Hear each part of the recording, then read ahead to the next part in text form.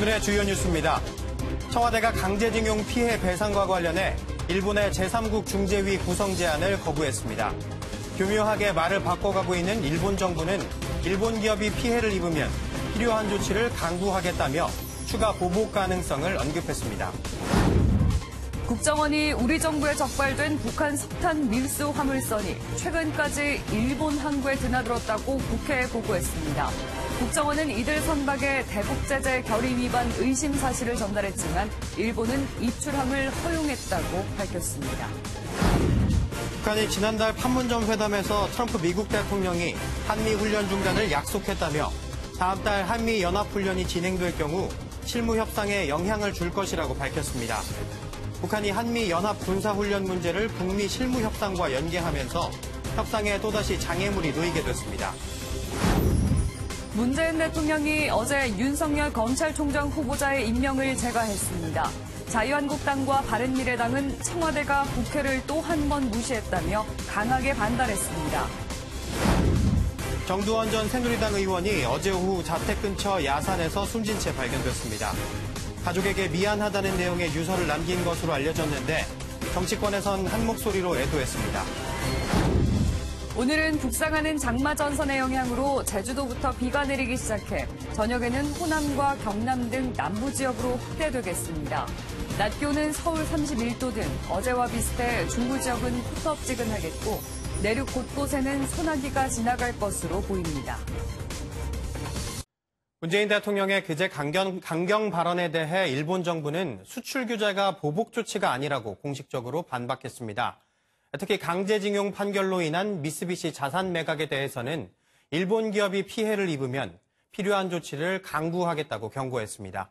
배준우 기자입니다. 일본 고노다로 외무장관이 강제징용 판결로 자산 매각 위기에 처한 미쓰비시 중공업에 대해 한국에 강하게 경고했습니다.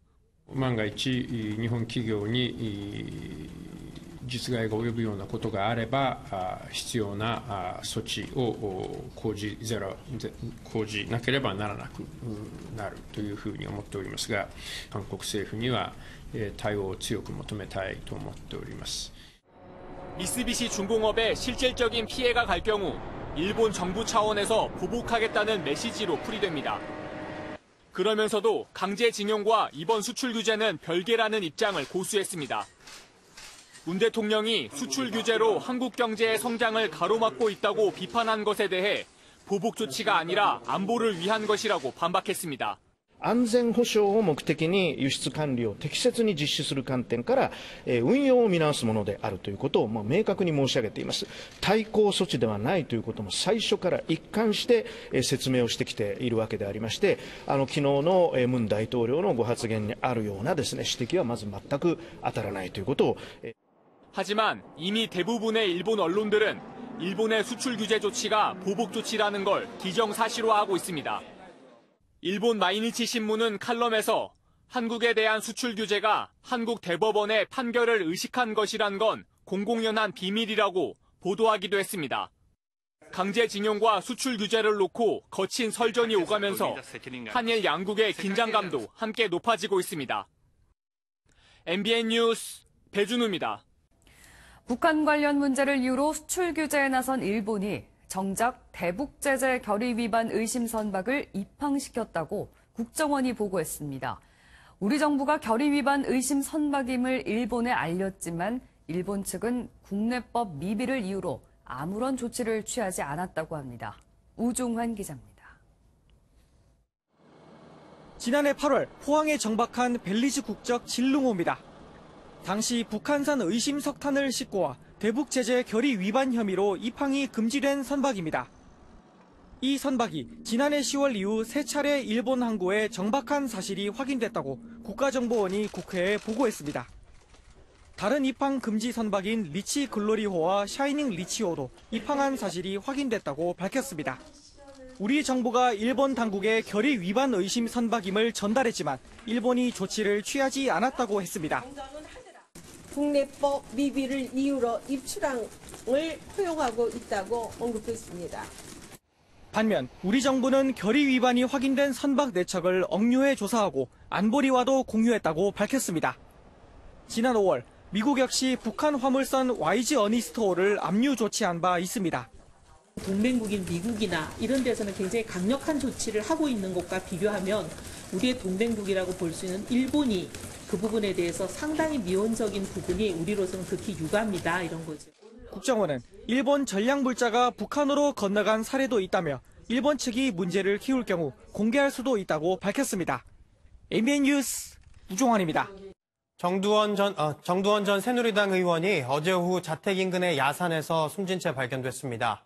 정 전 의원은 가족에게 미안하다는 내용의 유서를 남긴 것으로 전해졌습니다. 박통일 기자입니다. 정두원 전 새누리당 의원이 서울 북한산 자락길에서 숨진 채 발견된 건 어제 오후 4시 20분쯤입니다. 앞서 오후 3시 40분쯤 정 전 의원의 부인은 남편이 남긴 유서를 발견했다며 경찰에 신고했습니다. 경찰과 소방당국이 수색을 벌였지만 발견 당시 정 전 의원은 숨진 뒤였습니다. 정 전 의원은 평소 우울증을 겪어온 것으로 알려졌습니다. 얼마나 좀 심하셨는지. 정 의원님 인터뷰한 기사들 보면은 다 나와 있더라고. 경찰은 유서가 발견된 점 등으로 미뤄 정 전 의원이 극단적인 선택을 한 것으로 보고 있습니다. 가족에게는 미안하다는 취지의 유서를 남긴 것으로 전해졌습니다. 정 전 의원의 시신이 안치된 장례식장에는 일찍부터 동료 의원들이 찾아와 안타까움을 감추지 못했습니다. 조금이라도 기여하려고 했던 고인의 뜻이 이렇게 아쉽게 사그라들어서 정말 전 동료 의원으로서 가슴이 아픕니다. 정 전 의원의 빈소는 오늘 오전 서울 신촌 세브란스 병원에 차려지며 발인은 모레 오전에 진행됩니다. MBN 뉴스 박통일입니다. 정두원 전 의원은 이명박 정권 시절 2인자로 불릴 만큼 화려한 정치 인생을 달렸지만 불법 정치 자금을 받은 혐의로 구속되는 등 굴곡진 정치 인생을 살았습니다. 정치권 입문부터 마지막 순간까지 정치인 정두원의 역정을 안보람 기자가 정리했습니다. 정두원 전 의원은 경기고, 서울대 졸업에 행정고시를 통한 대표적인 엘리트 정치인이었습니다. 공직을 나와 정치인으로 변신한 건 지난 2000년 16대 국회의원 선거였습니다. 하지만 낙선의 고배를 마셨고 이후 이명박 전 대통령을 만나면서 성공가도를 달리게 됩니다. 이 전 대통령이 서울시장이 되면서 정 전 의원은 서울시 정무부시장을 지냈고 이후 17대부터 19대까지 3번 연속 총선에서 승리해 3선 중진의원이 됐습니다. 이명박 정부 탄생에 참여를 해서 창업 공신 소리도 들었습니다. 하지만 여러분, 저는 결코 쉬운 길을 가지 않았습니다. 특히 이명박 정부 출범 후에는 권력 2인자, 왕의 남자 등으로 불리며 실세로 통했지만 오래가지는 못했습니다. 정권 출범 후 권력 투쟁에서 밀렸고 2012년 임석 전 솔로몬 저축은행 회장으로부터 불법 정치 자금을 받은 혐의로 실형을 선고받으면서 정치적 어려움을 겪게 됩니다. 결국 대법원에서 무죄 판결을 받고 재기를 노렸지만 사선 도전에 나선 2016년 선거에서 낙선했고 정치적으로도 이 전 대통령과 멀어졌습니다. MB에 대해서 비판하는 자들은 분야를 막론하고 지고화를 막론하고 사찰한다. 이게 좀 인간 사찰이거든요. 낙선 후에는 정치인에서 평론가로 변신하며 최근까지도 활발한 방송활동을 펼쳐왔지만 아침 먹고 일어났는데 차에 좀 실어놨다 그러더라고요. 꺼내보니까 이제 거금이 들어있는 거예요. 끝내 숨진 채 발견되면서 생을 마감하게 됐습니다. MBN 뉴스 안보라입니다. 불법 촬영물 유포와 집단 성폭행 혐의를 받고 있는 가수 정준영 씨와 최종훈 씨가 첫 재판에 나란히 출석해 입장을 밝혔습니다. 그런데 이들은 합의된 성관계였다면서 혐의 대부분을 부인하는 등 이전에 반성하던 것과는 다른 모습을 보였습니다. 서동균 기자입니다. 지난 3월 성폭행 등의 혐의로 법원에 출석한 가수 정준영 씨는 범죄 사실을 인정한다며 사과의 뜻을 밝혔습니다. 저에 대한 모든 혐의를 인정합니다. 법원에서 내려지는 판단에 겸허히 따르겠습니다. 하지만 어제 열린 첫 재판에선 달랐습니다. 정 씨의 변호인은 여성의 신체를 몰래 촬영하고 유포한 것은 인정하지만 성폭행은 아니라고 주장했습니다. 성관계가 있었지만 합의에 의한 관계였다는 겁니다. 문제가 된 카카오톡 대화에 대해선 위법하게 수집된 것이라며 증거 능력이 없다고 주장했습니다. 카톡 대화방이 복원돼 수사기관에 전달되는 과정에서 개인정보보호법을 위반했다는 것입니다. 같은 날 재판을 받은 가수 최종훈 씨는 성관계 사실 자체를 부인했습니다. 최 씨의 변호인은 피해자와 베란다에서 만났으나 그런 행동을 하진 않았다고 혐의를 부인했습니다. 재판부는 피고인들의 진술이 엇갈리는 점을 고려해 다음 달 피해 여성들을 불러 진술을 확인할 계획입니다. MBN 뉴스 서동균입니다. 어젯밤 한 남성이 지하철 역사로 들어오는 전동차에 몸을 던져 서울 지하철 1호선 운행이 지연됐습니다. 전남 여수에서는 도로에 설치된 증기배관 일부가 파손돼 뜨거운 증기가 뿜어져 나오기도 했습니다. 이현재 기자가 보도합니다. 소방대원들이 선로 위에 놓인 시신을 들것 위로 올립니다. 40대로 추정되는 남성이 승강장을 통과하는 급행열차에 몸을 던진 건 어제 오후 10시쯤. 해당 남성은 현장에서 숨졌고 사고를 수습하느라 1호선 지하철 운행이 지연됐습니다. 급행전동 열차가 일반선으로 좀 다니게 됐거든요. 그러다 보니까 한 10분에서 20분 정도 전체적으로 좀 지연이 좀 됐습니다. 경찰은 남성이 선로로 뛰어내렸다는 기관사의 진술 등을 토대로 정확한 사고 원인을 조사하고 있습니다. 도로 가장자리에서 노란 연기가 연신 피어오릅니다. 어제 오후 6시쯤 전남 여수시 국가산업단지의 한 도로 가장자리에 설치된 증기 공급 배관 일부가 파손돼 200도 안팎의 뜨거운 증기가 유출됐습니다. 다행히 인명피해는 없었고 소방당국은 배관 차단 등 안전조치를 시행한 뒤 정확한 사고 경위를 조사하고 있습니다. SUV 차량이 시뻘건 불길에 휩싸였습니다. 어제 오후 11시 15분쯤 경남 양산시의 한 도로를 달리던 SUV가 갓길에 주차된 관광버스를 들이받았습니다. SUV 운전자가 사고 직전 탈출했고 버스가 비어있던 덕분에 다행히 인명피해는 없었습니다. 경찰은 SUV 운전자가 졸음운전을 한 것으로 보고 정확한 사고 경위를 조사하고 있습니다. MBN 뉴스 이현재입니다. 민주평화당이 당의 진로를 놓고 심야 의원총회를 열어 끝장 토론을 벌였지만 결국 이견만 확인한 채 소득 없이 끝났습니다. 의총 직후 반당권파에서 제3지대 창당 준비를 위한 결사체를 만들기로 결정하면서 평화당은 사실상 분당 수순에 들어갔습니다. 이동화 기자가 보도합니다. 무거운 표정으로 심야 의원총회장으로 들어서는 민주평화당 의원들. 제3지대를 위한 당의 노선을 두고 허심탄회한 토론을 벌이기로 했지만 얘기 잘 들어볼게요. 기존 체제를 고수하자는 정동영 대표의 당권파와 당장 창당 준비에 착수해야 한다는 유성엽 원내대표의 반당권파 간 주장이 평행선을 달리면서 의총은 시작 2시간 만에 소득 없이 끝났습니다. 총선을 위해 지도부가 사퇴하고 외부 인사를 영입하자는 반당권파의 요구에 대해 정 대표가 사실상 거절하면서 접점을 찾지 못한 겁니다. 그러자 반당권파 의원 10명은 의총 직후 자정 넘게까지 간담회를 한 끝에 결국 당내의 제3지대 정당 창당 준비를 위한 결사체인 대한정치연대를 출범하기로 했습니다.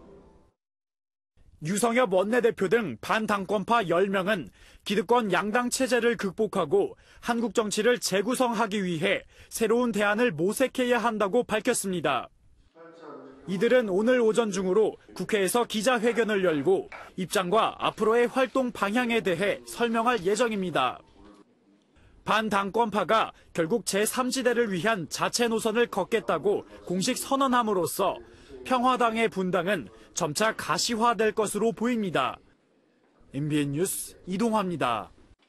5.18 망언으로 당원권 정지 3개월 징계를 받았던 김술래 자유한국당 의원이 내일이면 징계가 종료되면서 최고위원으로 복귀할 것으로 보입니다. 같은 이유로 제명 처분을 받았던 이종명 의원에 대해서도 징계를 확정하지 않고 있어 또 한 번 논란이 될 전망입니다.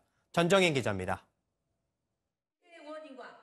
종북 좌파들이 지금 판을 치면서 5.18 유공자라는 이상한 괴물 집단을 만들어내면서 5.18 망언으로 당 윤리위에 회부된 김술래 자유한국당 의원은 지난 4월 당원권 정지 3개월 징계를 받았습니다.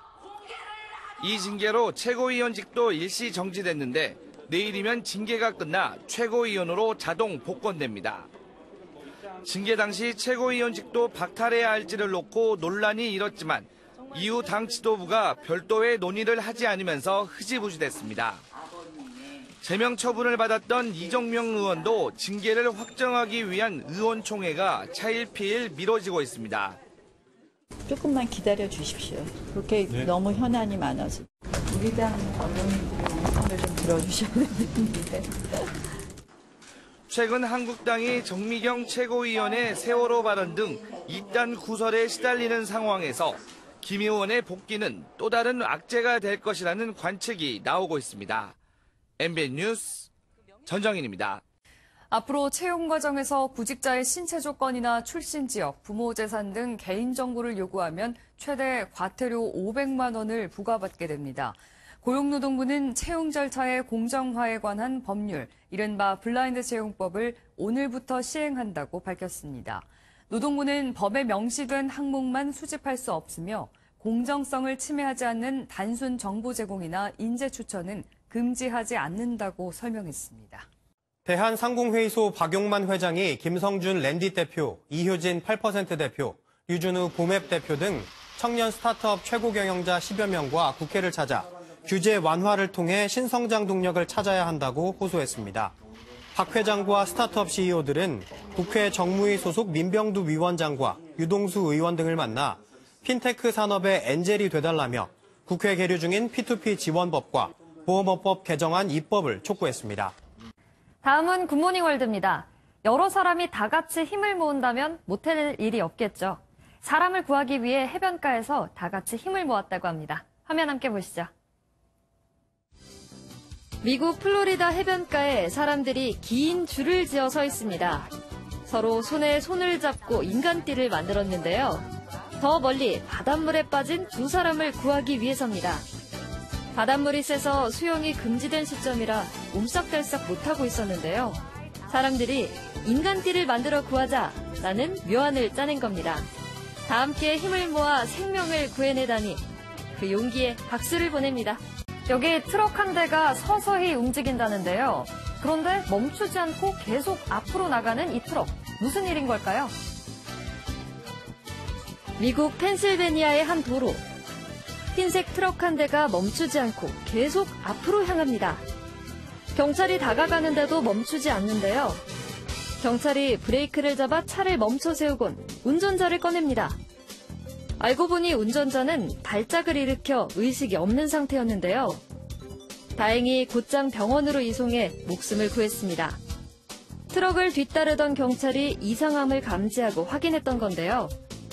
경찰의 날카로운 관찰력이 큰 사고도 막고 소중한 생명도 구했습니다. 화재 현장 모습은 언제 봐도 무서운 것 같습니다. 사마가 들이닥친 크로아티아로 가보겠습니다. 밤하늘이 온통 불길로 뒤덮였습니다. 하늘로 높이 치솟은 붉은 연기가 어마어마한데요. 사람들은 다급하게 대피하고 있습니다. 크로아티아의 한 섬에서 뮤직 페스티벌이 열렸는데 공연 중에 화재가 났다고 합니다. 원인을 알 수 없는 화재로 사람들은 음악 대신 불을 보고 돌아가게 됐는데요. 그래도 다치지 않고 모두 무사히 대피할 수 있어 다행입니다. 지금까지 굿모닝 월드였습니다.